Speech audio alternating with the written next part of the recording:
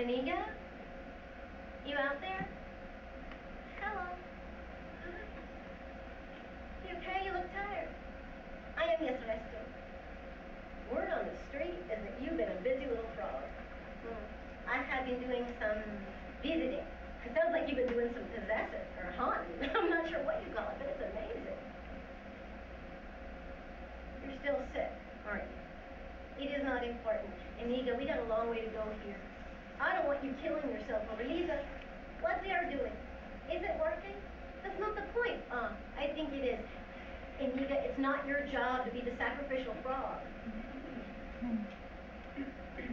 Which is something I wonder about.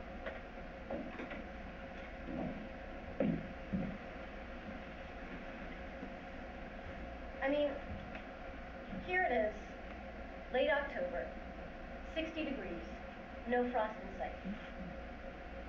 And while there's been a bunch of great press lately about climate change, I don't seem to be able to take any of it in. In fact, I'm a mess.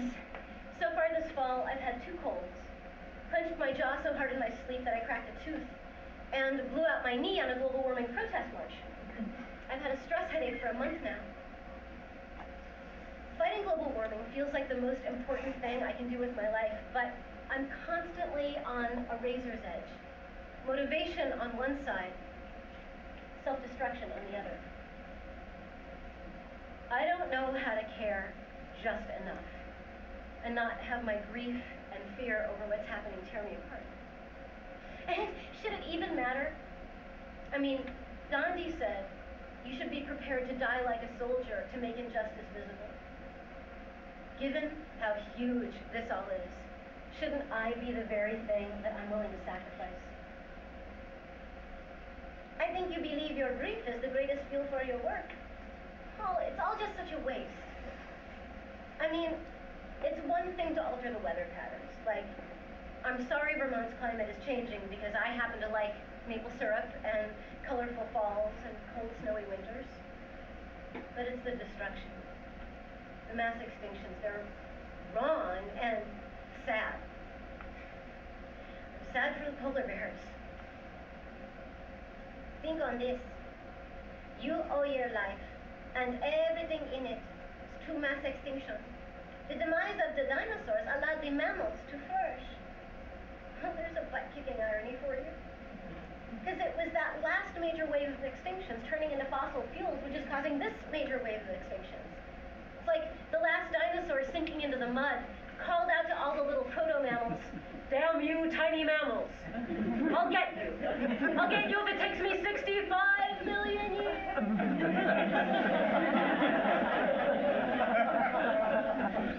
Funny. But you know, this life of yours, in whatever climate it takes place, is very, very brief. Let's find a way not to spoil that, too. It is getting late. Finish your story. Okay, well, exciting as reaction to the boycott has been, there's still no leadership from the top. Jack is beginning to get intrigued by what's going on, but Dick is still dead set against it. I don't know, Dick. Maybe she's actually doing some good here. So, but your wife hardly has the experience to carry this campaign to any kind of conclusion. She has stirred up a few brief eddies of popular support. But once the novelty wears off, she will have sabotaged our economy and undermined... Hold on, Dick. Sabotaged? Let's not get overly dramatic here. Nope. Well then, Mr. President, let me ask you this. If you concede to her demands and adopt this Gaia program, then not only are you going to look weak, you're going to look like you got forced into it. Blackmailed, or worse.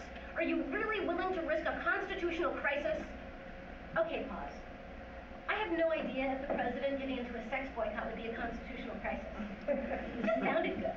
But the thing is, I'm getting very wonky here, very West Wing. There's only one way to fix that, right?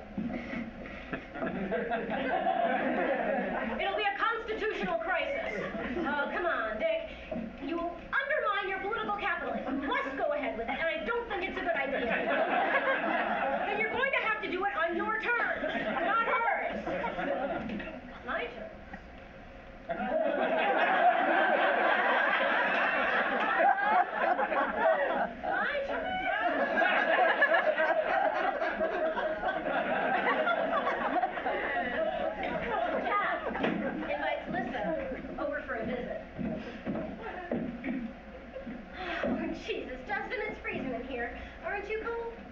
No, ma'am. You know the irony of all this? I hate being cold. Let me borrow your jacket. I don't know what he wants, but this can't take long. Good luck. Thanks. Good evening, Mr. President. Hi, Liz. Sorry about the temperature. I mean, having some boiler trouble. Oh, really? Or are you just making a statement about global warming not being real? Don't be difficult. Come on, sit by the fire. I just want to talk. You know, it's funny. You're always so worried about making history. I think at this point we pretty much nailed that one down. Yeah. You know, I'm impressed with the work you've been doing. Oh, well, no, really. I mean, partly the work, but also you. Even though you're about to tell me I'm destroying your presidency, you're not. In fact, I think the Gaia program's a great idea. I'd like to adopt it, make it my Apollo program. I hear a big fat butt ringing in there. Not at all. The only trick, is to figure out how to look like I haven't caved into a focus group. The American people are not, I know they're not, I know. But you know how the press and how political opposition like to spin things. To sell this, we need to present a united front. We? Yeah. You and me. How? Oh, no. You are not going to screw me here in any way. Now, hold on. We're not just political opponents here. We're also still married. And quite frankly, I would like to stay married. I love and respect you more than I ever have. You have strength and beauty and passion and a will to save the world. Oh, you love and respect me, huh? You gonna stop dipping your wick now, too? Yeah, I should have started with that. Listen, I'm sorry. And I know I need to earn back your trust. But I also know I want you. Just you. So look, here's the deal. You come back. You end the boycott. You join me in there, in our bed, right now. Let me make love to you all night long. And first thing tomorrow morning, I will publicly adopt the Gaia program. Wholesale, no arguments, with pleasure. Well, I need to talk to, no conversation, no strategy. Either you want it and me, or you don't. I'll give you 5 minutes.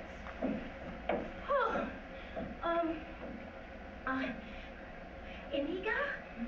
You out there? Iniga, if you can hear me, I need to talk to you right now. And let's not forget Justin on the other side of the door.